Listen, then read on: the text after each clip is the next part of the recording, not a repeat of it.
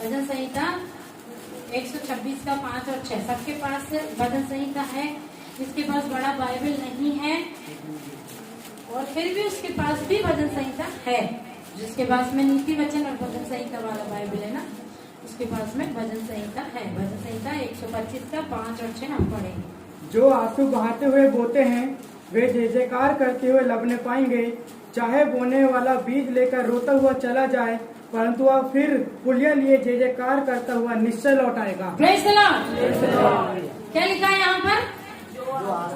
जो आंसू बहाते हुए बोते हैं। कैसे बोते हैं?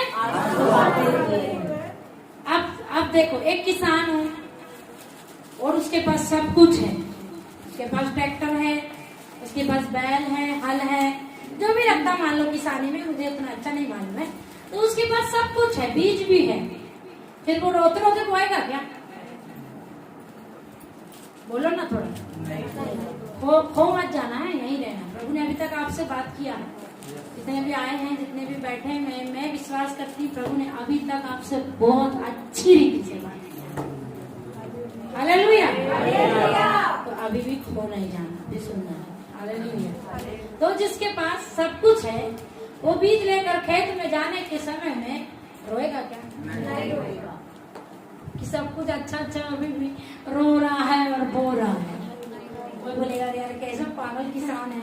सब तो है, बैल भी है, ट्रैक्टर भी है, बीज भी है, पैसा भी है, काय को रो रहा है?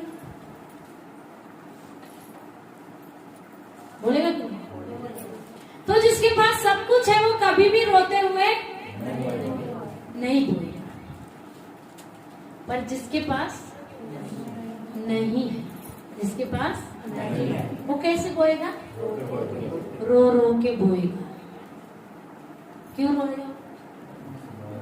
क्योंकि उसके पास नहीं है, मांगने गया तो 5 लोगों के पास में गया। पहले के पास में गया, भैया बीज नहीं है, इस साल बीज दे देना, थोड़ा बो दूंगा, बो के तेरे को वापिस। तो बोलेगा नहीं भैया, आजकल मौसम का कोई ठिकाना नहीं है, भरोसा नहीं है, हुई नहीं हुई, जितना मेरे पास है तो मुझे ही लग रहा है, तू किसी और से जाकर वहाँ के लिए। दूसरे वाले के पास में गया, दूसरे वाले ने भी अपनी कहानियां सुना दिया, भैया इस साल बड़ा महंगा है, ये है वो है, हम नहीं दे सकते, आप तीसरे वाले के पास जाओ। तीसरे वाले के पास गए, तीसरे वाले ने भी बोला नहीं है ये वो, तो वो क्या करेगा?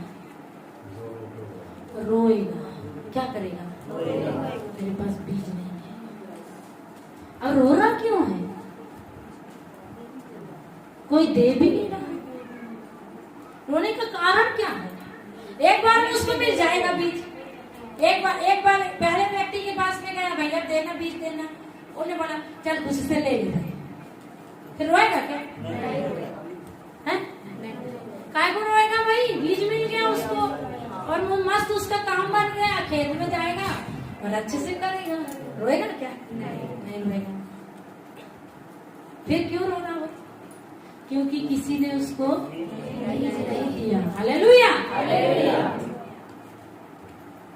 किसी ने नहीं दिया, बीज नहीं मिला, फिर जैसे तैसे मिला तो बुआने के लिए ट्रैक्टर नहीं मिला, ट्रैक्टर वाले के लिए पैसे नहीं मिले, और रो धो के खींच तान के बीज वाले ने क्या किया? बोने वाले ने रो रो करके क्या किया है? बो दिया है। हालेलुया। रो रो कर कितने लोग बोते हैं? देखो आज संडे है, मेरे पास किराया नहीं है, कैसे जाऊंगा प्रार्थना में?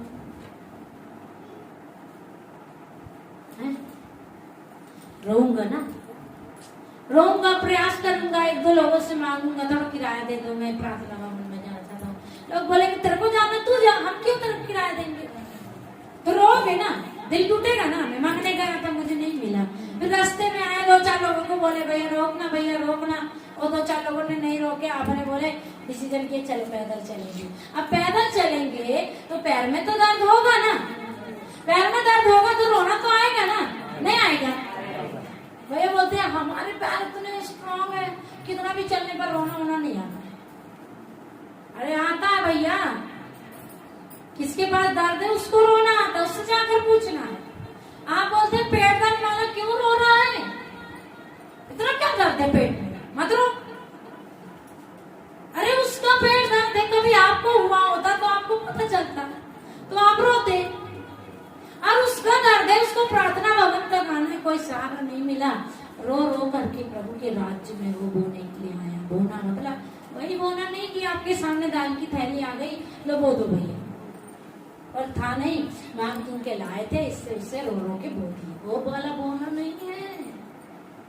बोल रहे आंसू बहा रहे, प्रभु तू दया करना।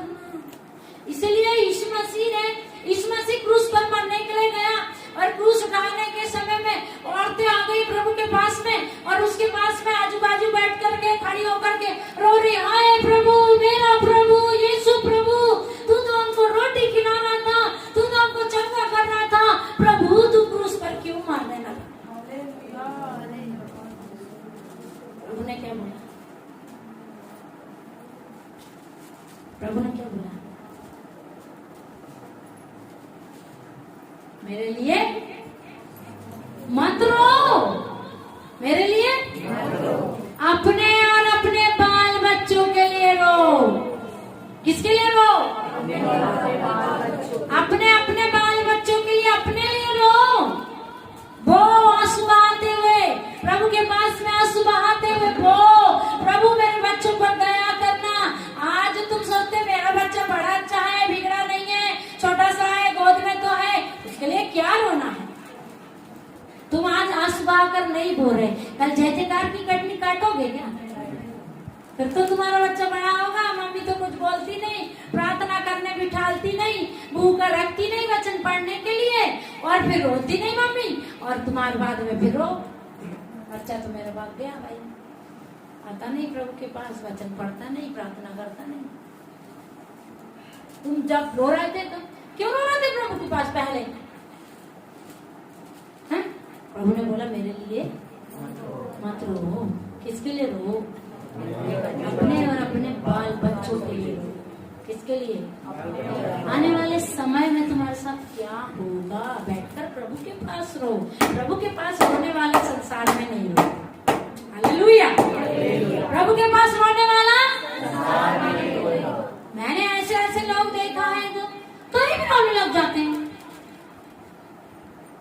कहीं भी रास्ते में रोने लग जाते।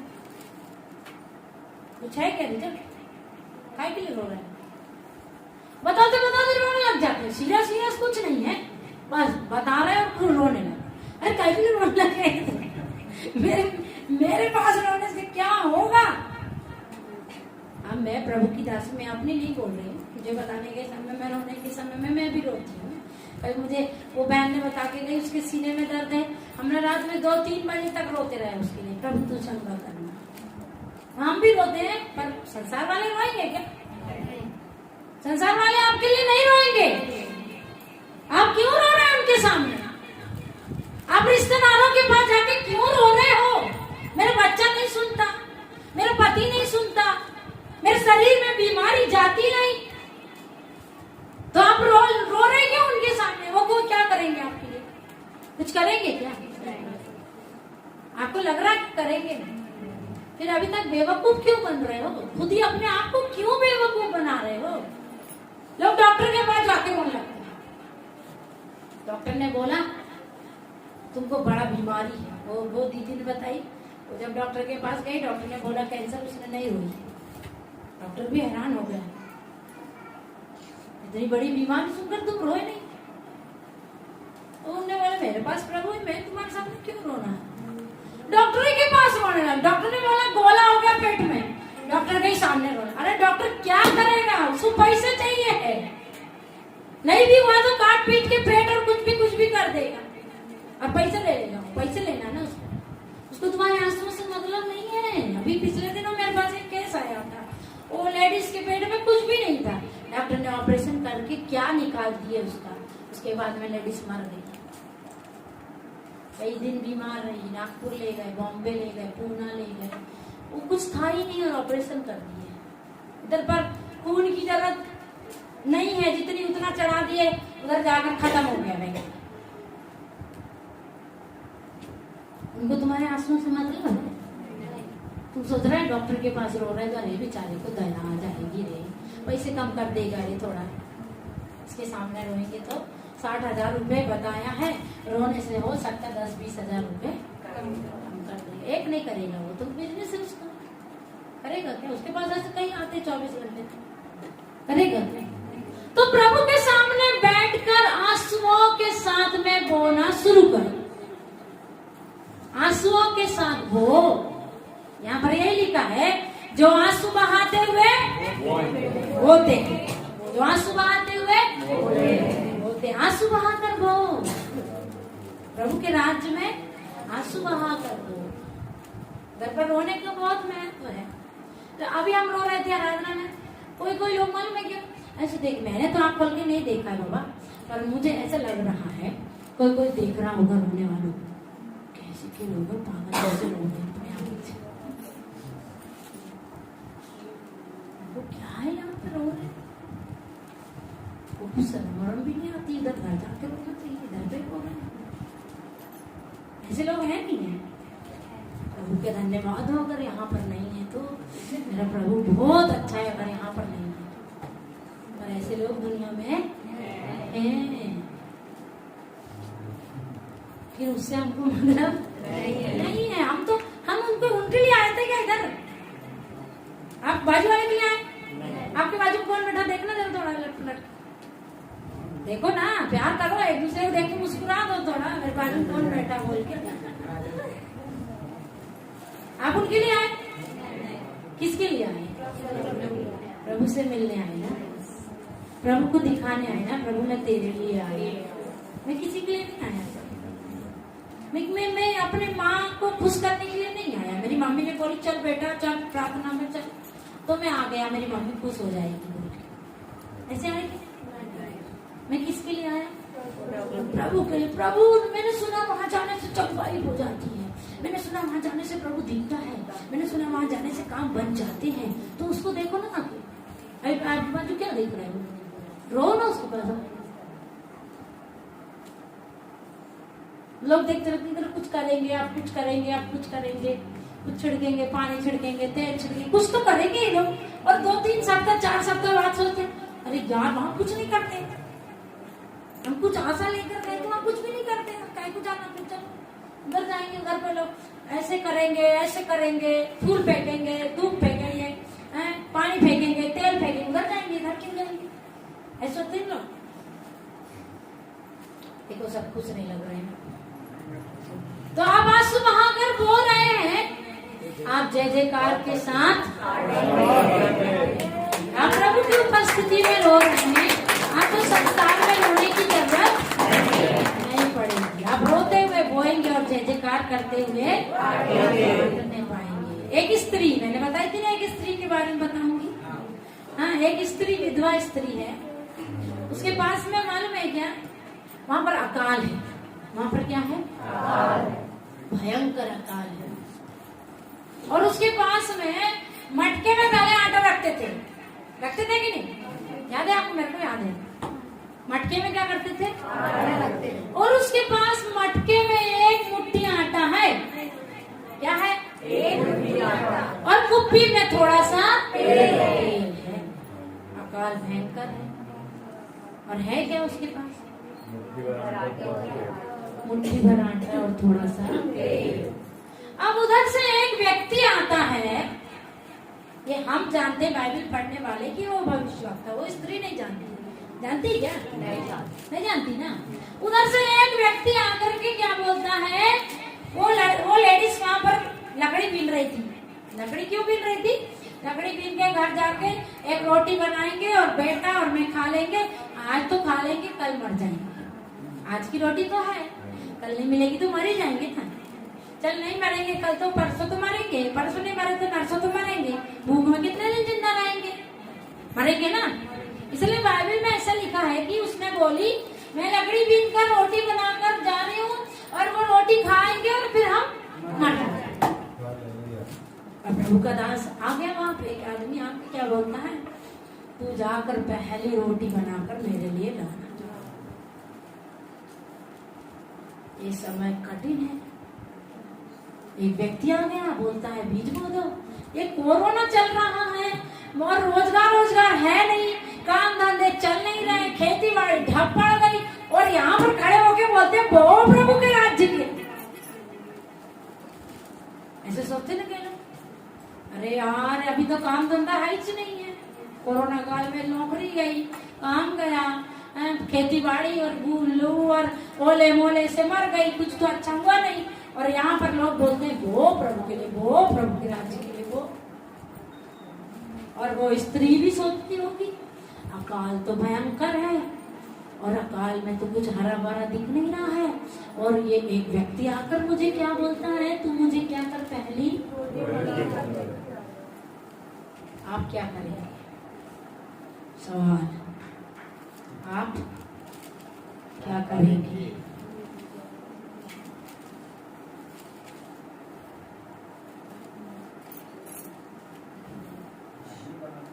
Praise the Lord.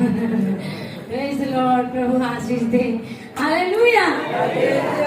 उन्होंने बोला हम लाएंगे बना के। हालेलुया। वो क्या है कि इधर पर खड़े होने वाला व्यक्ति आपको जो बोल रहा है बोना है, बीज बोना है, आंसुओं के साथ बोना है, तो इधर पर कुछ तो प्रभु की छवि दिखती होगी, इधर पर कुछ तो प्रभु का चाल चलन दिखता होगा। वो व्यक्ति जब उस स्त्री के पास में आकर बोलता है कि है नारी मेरे लिए एक रोटी बना कर ला, वो स्त्री उस पुरुष को नहीं जानती है कहाँ से आया, कौन है, लेकिन वो देखकर समझ जरूर रही है कि हो ना हो ये कोई प्रभु का भक्त होगा, ये कोई प्रभु का अच्छा जन होगा, और भैया जब ये मांग रहा है मेरा कर्तव्य बनता मुझे एक रोटी बना कर लाना, चाहे मैं भूखी रह जाऊं। उसका कर्तव्य, उसने क्या सोची, मेरा कर्तव्य बनता मुझे एक रोटी बनाकर मैं कल भी तो मरने वाली हूँ, अगर इसको एक रोटी देकर मरती हूँ तो अच्छी बात है, मेरे पास में पुण्य आता है। मरने तो मैं कल भी वाली छू ना, खत्म होने चला, एक और दिन खा के एक और जिंदा रह के क्या करना है। उसने ऐसा, आज के लोग ऐसे नहीं सोचेंगे। बाइबल में ऐसा भी लिखा है, एक बार भयंकर अकाल था, एक स्त्री ने बोली लाश तेरा बेटा काट कर पका दे, कल मेरा करेंगे। चलो ऐसा भी अकाल था, ऐसे भी दिन है संसार में, आप समझेंगे नहीं। अभी मालूम क्या, इतना कल परसों हमने सुने इस कॉलोनी में एक व्यक्ति के 10 कॉलम चोरी हो गए लोगों के। कितने? 10। और इधर पर एक व्यक्ति का लोहा चोरी हो गया, कितने 1000। और मेरे मन में दुख हो गया, प्रभु कैसे उनको दया नहीं आ रही है, ये लोग कहाँ से ला रहे हैं इतने मुसीबत में, इतने अकाल जैसे समय में, कोरोना के समय में लोगों के पास काम धंधा नहीं, महंगाई चरम सीमा पर है, यदि कोई अपना घर बना रहा है तो लोगों को कैसे चुराया जा रहा है, उनका दिल देखो। तो इस भयंकर परिस्थिति में जब आपको कहा जा रहा है प्रभु के राज्य के लिए बीज बोना है, तो बोना है, बोना है कि नहीं बोना है? उस भयंकर अकाल में प्रभु का दास आकर उस स्त्री को कहता है एक रोटी पहले मेरे लिए बना कर लाना। स्त्री जाने लगी, बनाने की होगी जब भी गई है ना, अभी लाई नहीं है बनाकर, अभी पर गई है, जा रही है, जा रही है। आपने आज सुनकर डिसीजन लिए होंगे बहुत लोगों ने, मैं प्रभु के राज्य के लिए कुछ ना कुछ तो दूंगा भैया, अभी दिए नहीं है, अभी पर डिसीजन तो लिए हैं। हालेलुया, पर डिसीजन उस स्त्री ने अभी रोटी बनाकर लाई नहीं है, पर उस स्त्री ने डिसीजन ले लिया, मैं इस प्रभु के दास के लिए, इस भले व्यक्ति के लिए जिसने मुझसे एक रोटी का टुकड़ा मांगा है, रोटी लेकर आऊंगी बोलकर जाने के समय में वो विश्वास से जब वापस मुड़ी है, हालेलुया, प्रभु का आत्मा वहां पर उस स्त्री के लिए वायदा देता है, उस स्त्री के लिए वचन देता है, आज से जब तक अकाल रहेगा तेरे कुप्पी में का तेल कभी खत्म नहीं होगा।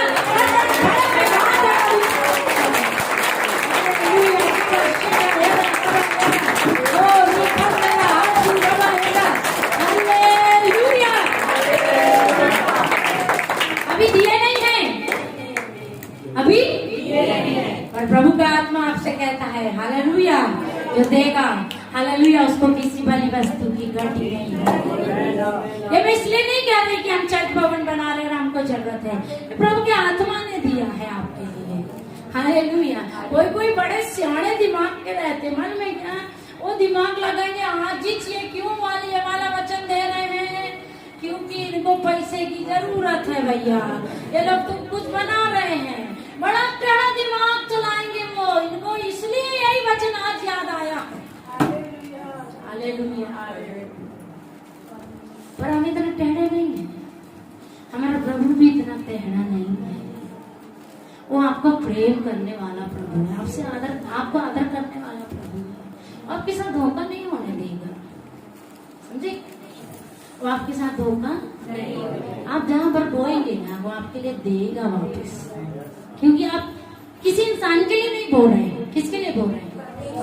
यदि आप कुछ नहीं दे सकते तो आप आज सुबह आकर बोलना है, प्रभु तेरे राज्य का भवन के, तेरे राज्य के जो भवन बन रहा वो जल्दी बन जाए, उसमें कोई रुकावट ना आए, उसके लिए तू योग्य लोगों को खड़ा कर, देने वाले हाथों को खड़ा कर। आप आज सुबह बात कर प्रार्थना कर सकते हैं।